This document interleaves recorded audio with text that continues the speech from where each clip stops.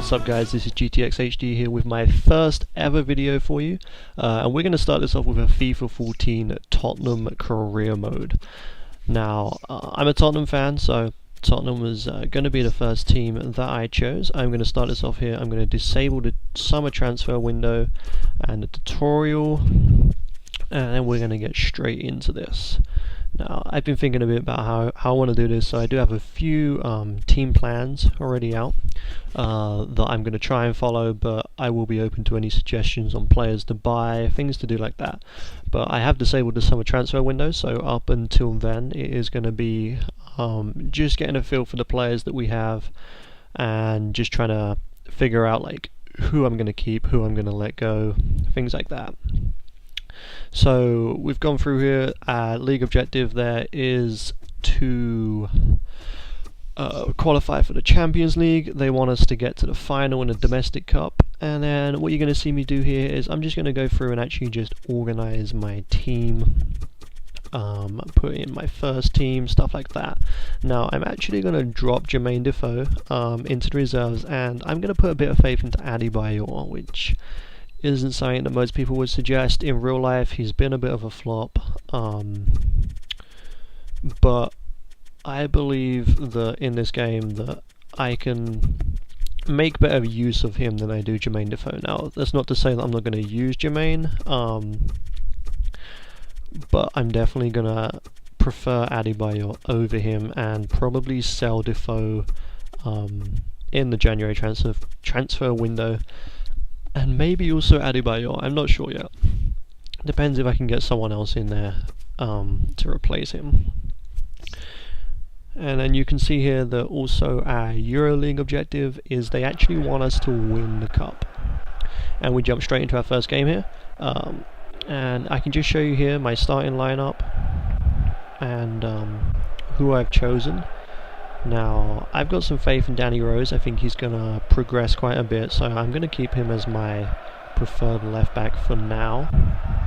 And I don't know much about Nuremberg, so there's not much I can tell you about the team that they've chosen there.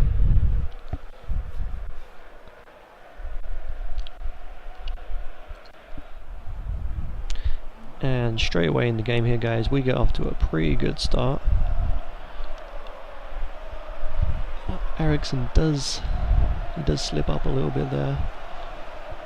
Lamela back to Ericsson again, and he's going to cross that in, and Soldado, I believe, is just going to miss that. Sandro's going to go for the shot, get it blocked, and Danny Rose is going to take the shot, and the keeper's going to take that safely. But not too long after that, Sigurdsson's going to take a superb shot, just hit the keeper. Which is going to lead to a corner from Ericsson. Now that's going to fall out to Soldado, and take a look at the shot. This is absolutely beautiful.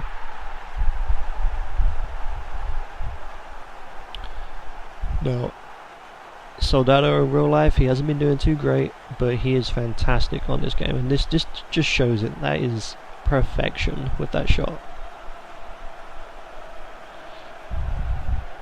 And I hope to be scoring a lot of goals with him this season.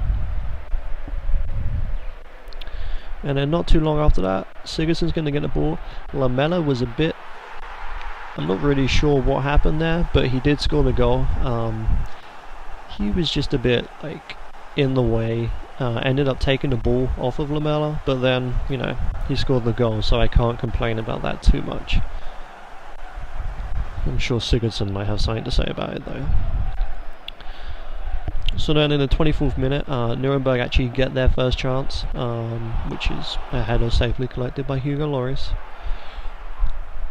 In the 27th minute, we're actually going to have another chance here with Walker just crossing that in. Soldado just hitting the ball over the top of the post.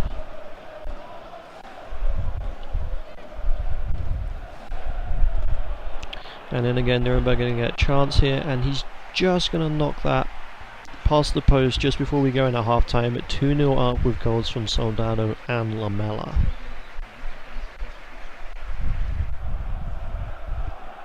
Straight away in the second half here, 48th minute, we're going to go ahead and get another chance. And Sigurdsson did lose it, but he's good to come back there, and Soldado's going to get the shot in, but it's going to be saved by the goalkeeper. Eriksson does knock it back into for Soldado, who quite embarrassingly misses the spectacular shot there. It's going to fall through to Sigurdsson again, who is again going to get a nice shot on goal, but once again parried out by the goalkeeper. Now, this one is rather embarrassing, and I'm not sure whether to blame myself or the game, but that's not the sort of thing that we can let happen during the season. We're lucky it happened in a friendly here, and I'm not really sure. So after Sigurdsson's shot just then, a corner, then a clearance, I'm thinking, okay, like, he's running towards me, I'll knock it to Hugo and he can smash it out. I pressed the button, and yeah, that's what he did, so not too happy about that. But right here, Sigurdsson's actually going to come in, and he's going to get another really good shot. He's been really impressive for me so far. Like, in these first few games, he's definitely done really good, and I've read some good things about his progression. So, and another guy is Lewis Holtby, and he actually gets involved straight away here when I bring him in to knock the ball through to Lamela, who then passes it through to Sigurdsson, who actually scores the goal. Like I said, he's been really impressive. I read up that he can actually grow quite a lot, so I'm looking forward to hopefully keeping him within my team. Lewis Holtby is another one who I definitely want to keep within the team. They did score a last minute goal there, but it was actually the recording got cut off, so I couldn't show the entire thing. But I'm sure you saw most of it. So yeah, Lewis Holtby is another one who I really want to develop. I think he's got great potential in real life, and I'd love to see that follow through on the game. And I'm definitely looking forward to playing him a lot and giving him a lot of chances to progress. You can see the match stats here. We practically dominated the game. We was unlucky with the 2 goals that they scored. They were both pretty unlucky goals, especially the first one, but we definitely got most of the shots and possession here. So we go through onto our second game against Stuttgart, and again, I don't really know much about the team, so I can't say a whole lot there. But I can tell you now about our team. So this is our reserves team. I've chosen Gomez over Friedel because I know that Friedel's going to retire within the next season or so on this game, and I'd rather keep Gomez happy, keep hold of him, use him as a backup keeper permanently. And the rest of the team is just that backup team here. So Stuttgart they're the first to get a chance in, and they are so unlucky not to score that one. And then not too far after that, we do get a shot with Dembele, but as you can see, it didn't really go anywhere at all. So then Adebayor is actually then going to knock in Lennon not too far after that, and he just misses that. Very unlucky not to score. So then Dawson clears the ball out for a header, and this corner is going to go safely into the hands of Gomez. Again, Stuttgart are going to get another chance here on goal, and this is basically the story of the first half. We didn't get many chances at all, and they got plenty of chances there. We lose possession, another shot at goal just misses the post, and they are unlucky not to be 2 or 3 goals up at half time. But we do go in at 0-0, so I'm grateful for that. And we come out in the second half hoping to get off to a better start, but they do actually get another chance in on the 49th minute. But Dembele did get in front of that, so again there was no goal scored, luckily. And then finally Adebayor comes in here sweetly and calmly, brings the ball down, knocks it into the far post and scores the goal.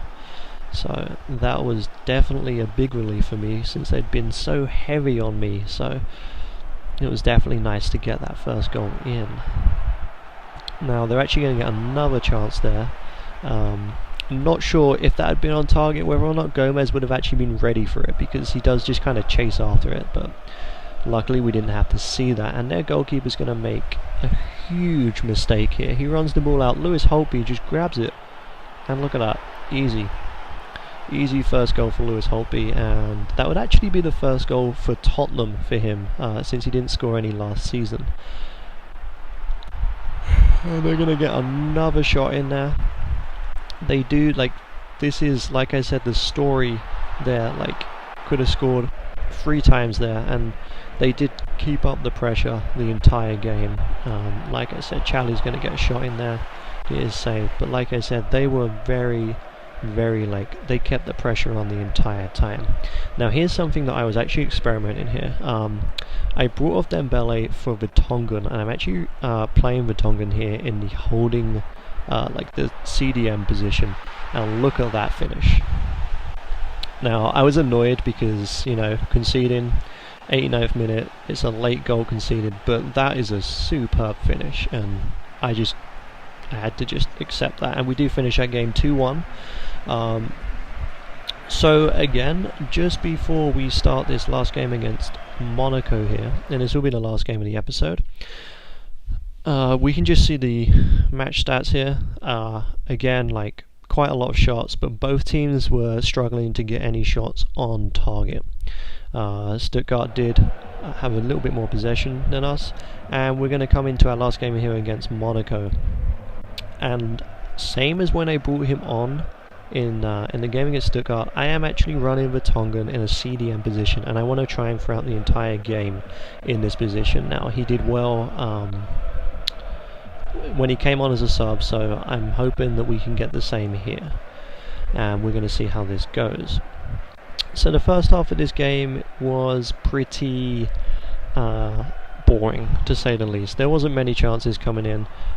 In the 4th minute we did get our first chance in, and Soldado does hit the post with that header, and apart from that we didn't get many other chances come in. I don't really think they got many chances come in, apart from this one goal from Andros Townsend, and that is, it's typical of Andros Townsend. It's what he's been doing so far this season. He's got a couple goals like that for Tottenham, a couple goals like that for England, so it's definitely nice to see, like, those sorts of things happen again in the game. It just makes it feel a lot more realistic, I guess. And Townsend is going to be involved straight away again, just a few minutes later, and I wasn't even planning on playing him, but I did. Those were like the only 2 chances of the thing there. Monaco didn't get anything that was even worth showing. And then in the second half, this is the main changing point here. They bring on Falcao, we're going to bring on Eriksen and Capoue, but straight away there, I'm bringing down Falcao in the box. Now, at the time I wasn't too sure whether or not this should have been a penalty. I felt like he went down easy, and even looking back at it now, I still feel like he went down quite easily. You may not agree, but that's just what I'm thinking there. And he goes ahead and puts that into the back of the net. Lloris could have caught that with his foot. I did dive the wrong way, but he could have caught it with his foot, but he doesn't, as Falcao slides in there quite conveniently next to the GTX HD ad board. And I was very lucky here that this was offside, because I'm pretty certain that if it wasn't, that cross would have gone in and Falcao would have easily knocked that in with his head. And this game just got worse for us here, and Kabul, is going to bring down, I'm not entirely sure who that was, but he's going to bring him down, and he's going to give Monaco another penalty. This one I agree with more. I mean, he hardly touched the ball, and it was very reckless. But we are very, very fortunate here as he blasts that penalty wide. And I'm thinking, now is the time. This is where we're gonna bring this game back. And Vertonghen there with such a close shot. And this is the reason why I wanted to play him in the midfielding, as we do actually end that game there 1-1 against Monaco. I can't complain too much. Monaco are a strong side. We won the other 2 games, so that's 2 wins and a draw before we come into the first game of the season against Crystal Palace, which will feature in the next episode. So like I said, I can't complain too much, and I think I'm going to continue to experiment with Vertonghen in that midfield role, and we can see how that goes. Like I say, I've got a few plans for for the season, like the sort of players I want to bring in. I plan on strengthening the left side a little bit. We've got Sigurdsson and Chadley there, but I'm just not sure that's going to work out well without like someone a bit stronger to replace the departure of Gareth Bale. So that actually brings us to the end of this episode here. I hope you all enjoyed this. Please leave a like and subscribe if you did. I'm going to get loads more episodes out on this career, more career modes. I'm going to get some Call of Duty gameplay in there and like a lot more gaming videos for you guys. So on the screen right now you're going to see two buttons, obviously. One of them, like, there is no previous episodes, so when the next episode is uploaded, go ahead and click the next button. I'll take you straight to the next one. Hope you guys enjoyed this video. Thank you for watching.